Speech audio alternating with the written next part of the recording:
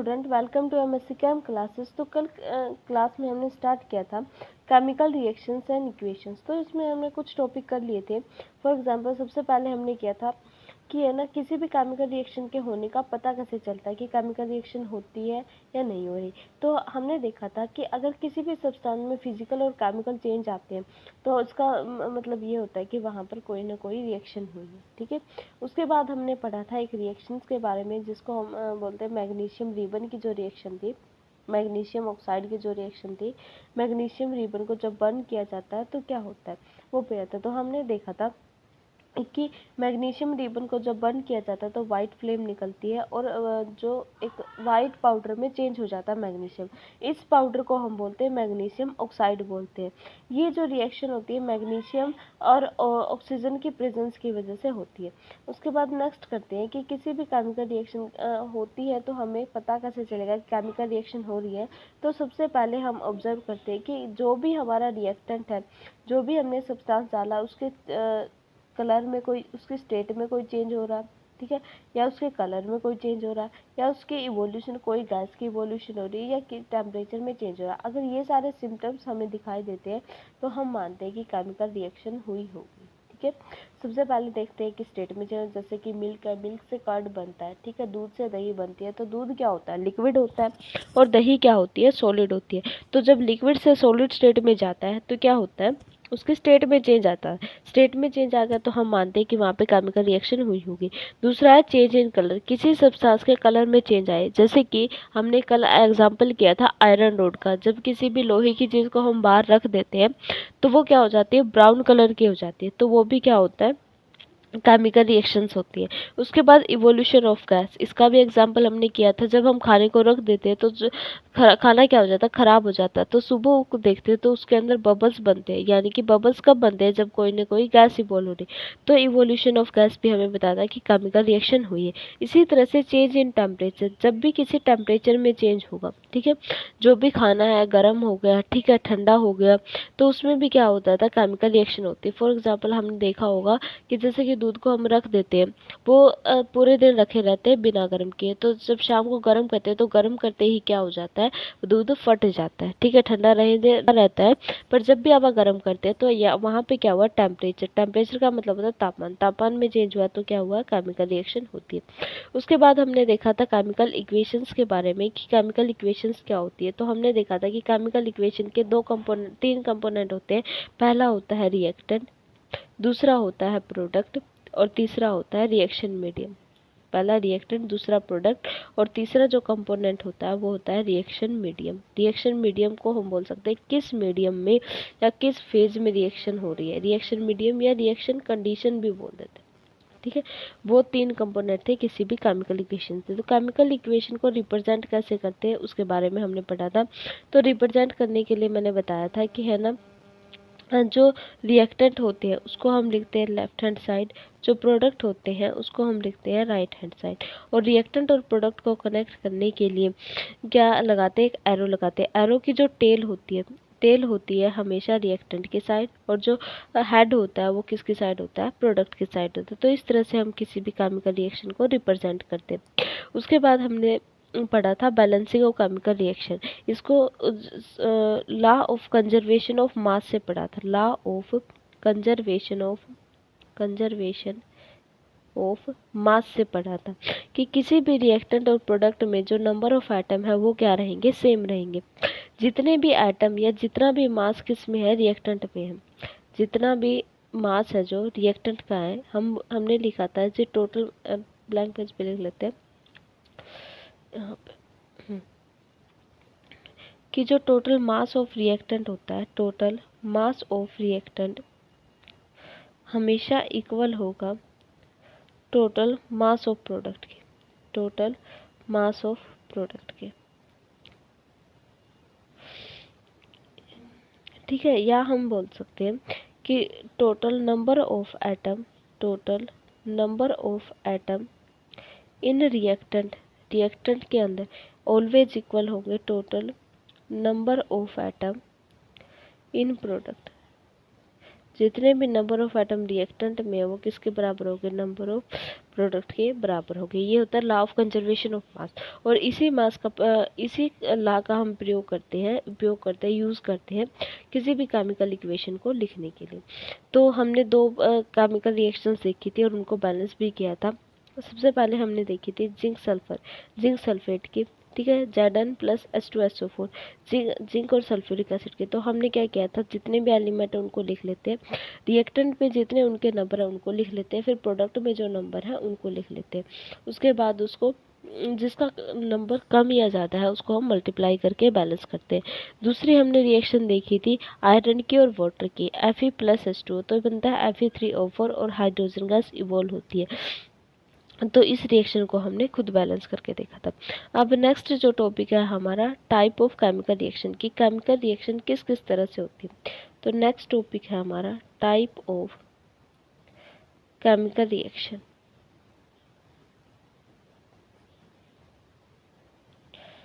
Type of chemical reaction की chemical reaction किस किस तरह से होती है। तो टाइप ऑफ केमिकल रिएक्शन में हम 4 तरह की केमिकल रिएक्शन पढ़ेंगे। पहली है कॉम्बिनेशन रिएक्शन। पहली रिएक्शन होती है combination reaction.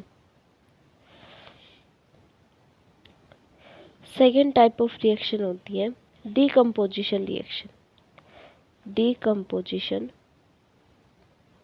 Reaction. Third type of reaction होती है displacement reaction. Displacement reaction. Fourth type of reaction होती है एसिड बेस रिएक्शन, या इसको हम बोल सकते हैं redox reaction. Fourth type of reaction होती है रिडॉक्स रिएक्शन, और एसिड बेस को अलग पढ़ते हैं एसिड बेस रिएक्शन या neutralisation reaction. Acid base reaction, acid base reaction, ये 5 तरह की हमारी रिएक्शन होती है। बुक में देख लेते हैं टाइप ऑफ केमिकल रिएक्शन। तो सबसे पहले हम पढ़ेंगे कॉम्बिनेशन रिएक्शन के बारे में। ये सारे वही है, इसमें आपको बैलेंसिंग ही दिखा रखी है जो हमने कल किया था। हाँ, और एक और चीज़, जो भी रिएक्शन मीडियम होता है कि रिएक्शन हमारी किन कंडीशन में होती है उसको हम लिखते हैं एरो के ऊपर, ठीक है। यहाँ पे एटमॉस्फेयर होता है 340, एटमॉस्फेयर का मतलब है कि 340 प्रेशर के ऊपर, एटमॉस्फेरिक प्रेशर के ऊपर ये रिएक्शन हो रही है। और यहाँ पे जो सनलाइट क्लोरोफिल का मतलब ये है कि जो ये फोटोसिंथेसिस रिएक्शन है, ये जो रिएक्शन दे रखी है ये कौन सी है, फोटोसिंथेसिस रिएक्शन है। और हम सबको पता है फोटोसिंथेसिस रिएक्शन कहाँ पे होती है, फोटोसिंथेसिस रिएक्शन सिर्फ प्लांट में होती है। क्यों, क्योंकि प्लांट के पास क्या होता है, क्लोरोफिल होता है, और सनलाइट की प्रेजेंस में ये रिएक्शन होती है। तो रिएक्शन मीडियम को हम इस तरह से एरो के ऊपर या नीचे लिखते होते हैं। उसके बाद नेक्स्ट देखते हैं जो हमारा टॉपिक था आज का, type of chemical reaction. Chemical reaction के टाइप, पहला होता है combination reaction. Combination reaction first type है कॉम्बिनेशन रिएक्शन। सेकेंड टाइप है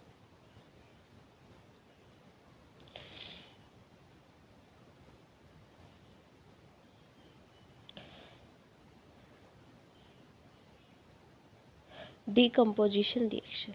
सेकेंड जो टाइप है कौन सा है, decomposition reaction. Third type of reaction हम पढ़ेंगे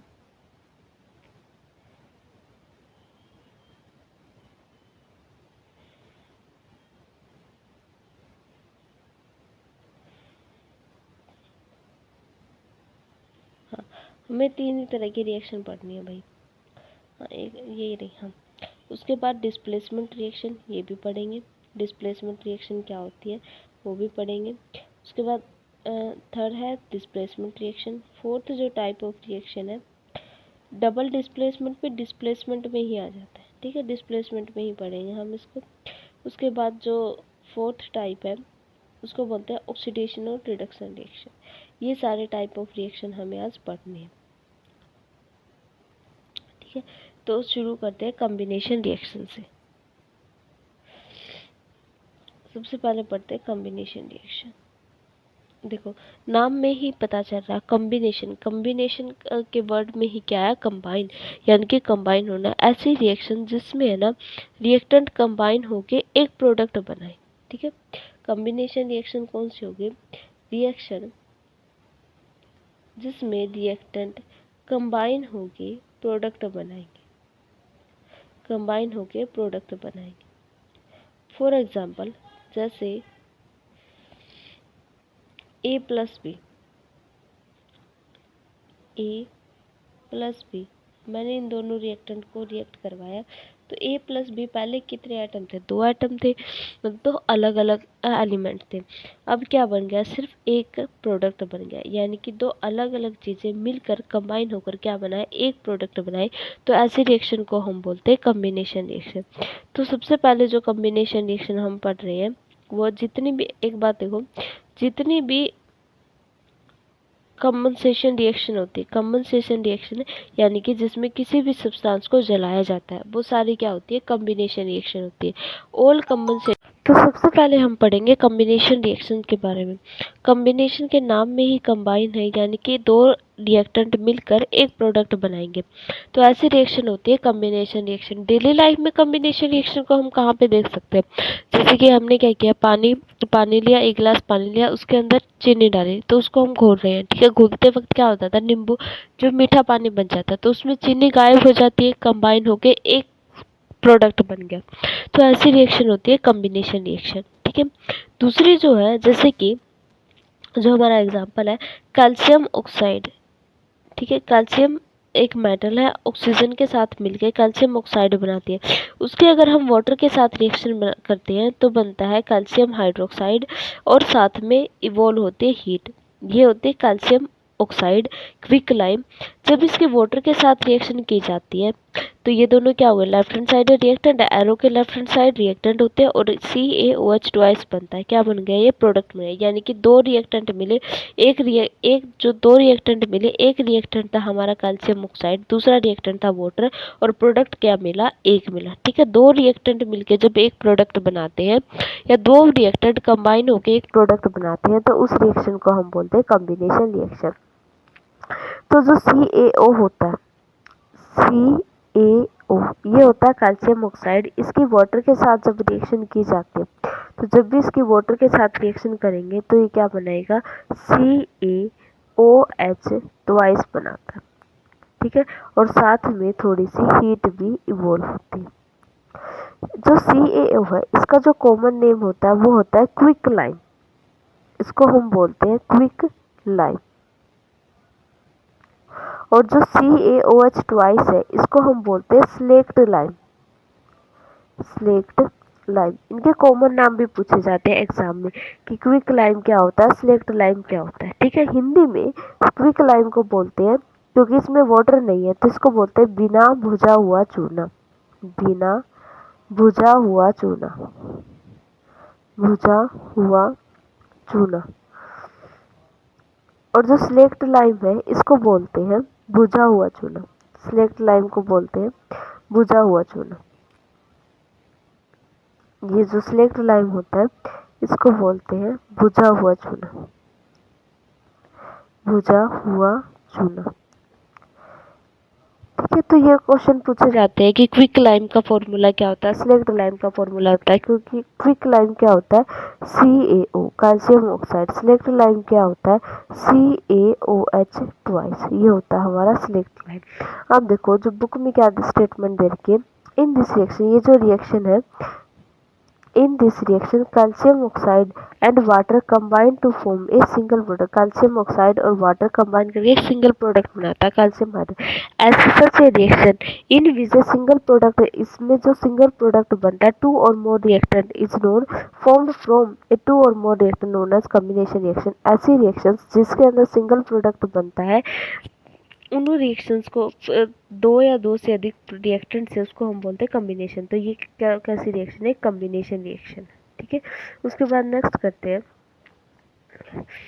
जो कैल्शियम हाइड्रोक्साइड है, स्लेक्ट लाइम है, अगर हम उसकी कार्बन डाइऑक्साइड के साथ रिएक्शन करवाते हैं तो क्या बनता है, CaCO3 कैल्शियम कार्बोनेट बनता है और वाटर बनता है। अब देखो जो है ना आपने पुट्टी करवाई होगी घर पे जो पुट्टी होती है वो क्या होती है, हमारी जो सीमेंट लेके आते हैं हम वाइट, वो क्या होती है, CaO।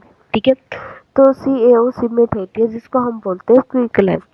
जब CaO वाटर के साथ मिलता है तो बनता है CaOH ट्वाइस, वो होता है हमारा स्लेक्ट लाइम।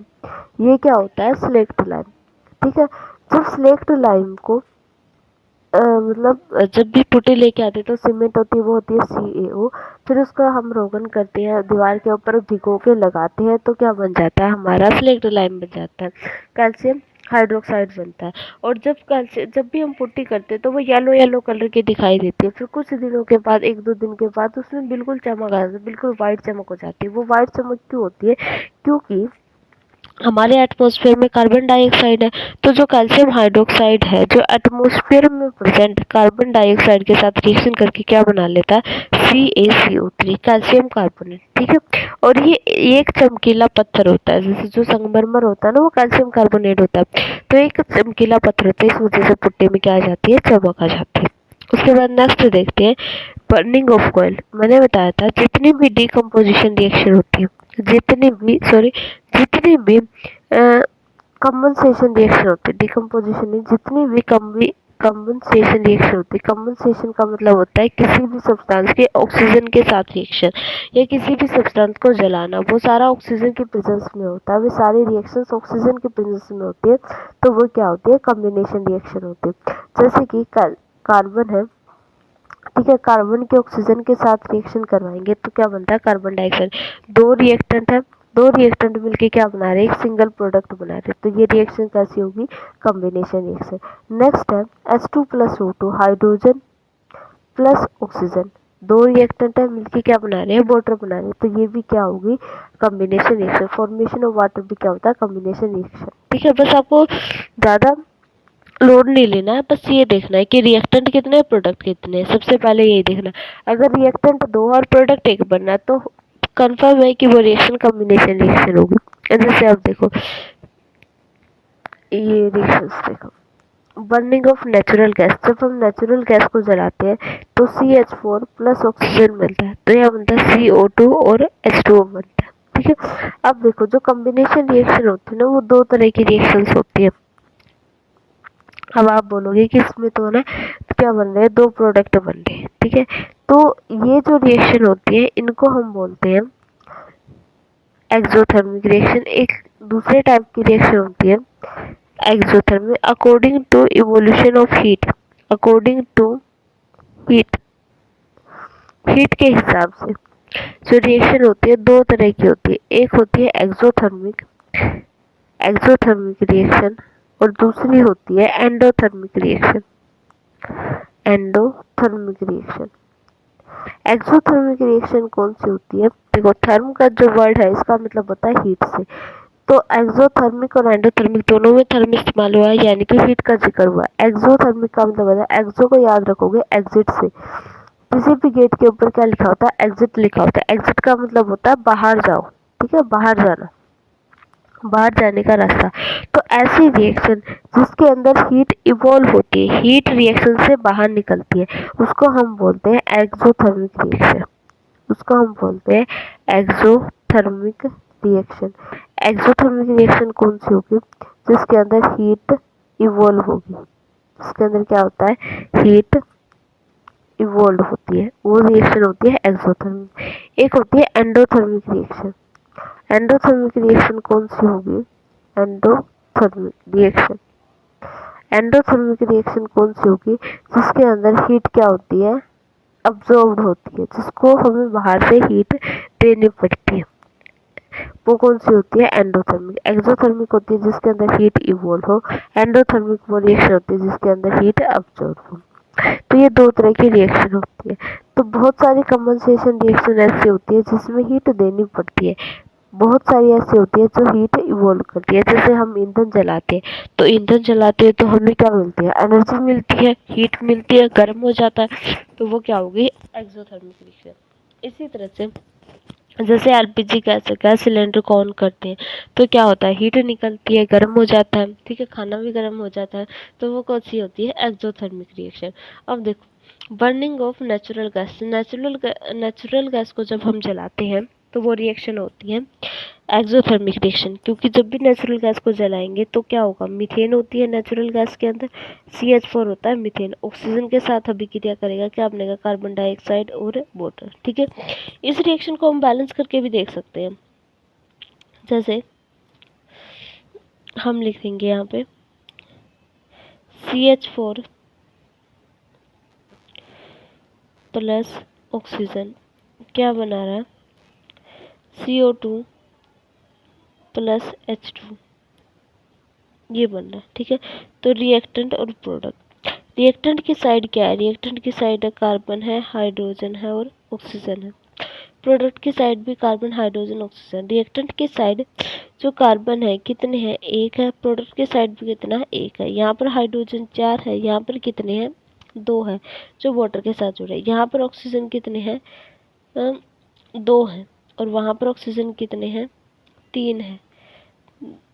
वहाँ पर ऑक्सीजन कितने हैं, एक ये रहा और 2 ये रहे, 3 है। ठीक है, तो है ना, ये बैलेंस्ड है, ये अनबैलेंस्ड है और ये भी। ठीक है, तो ना तो हम 2 को 3 बना सकते हैं, घटाने तो है ही नहीं, हमें बढ़ाने हैं। ठीक है, तो 2 को किसी ऐसा नंबर नहीं है जिससे मल्टीप्लाई कर सकते, तो हम क्या करेंगे, 2 को 3 से मल्टीप्लाई कर देते हैं, 3 को 2 से कर देते हैं। ठीक है, सबसे पहले तो कार्बन को बैलेंस करना था हमें, कार्बन बैलेंस है इसलिए हम ऑक्सीजन पे आए, तो ये 6 होगा, ये 6। अब यहाँ पे 3 से मल्टीप्लाई करेंगे, तो 3 से मल्टीप्लाई करने पर ये क्या होगी, 6।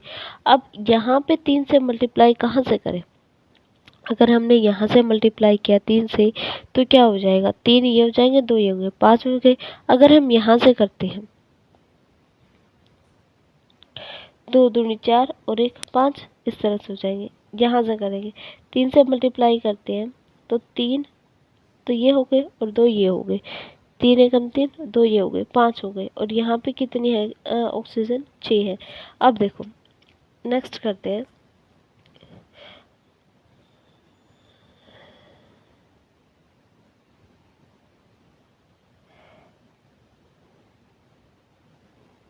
सॉरी, हमें क्या करना था, 2 से मल्टीप्लाई करना था।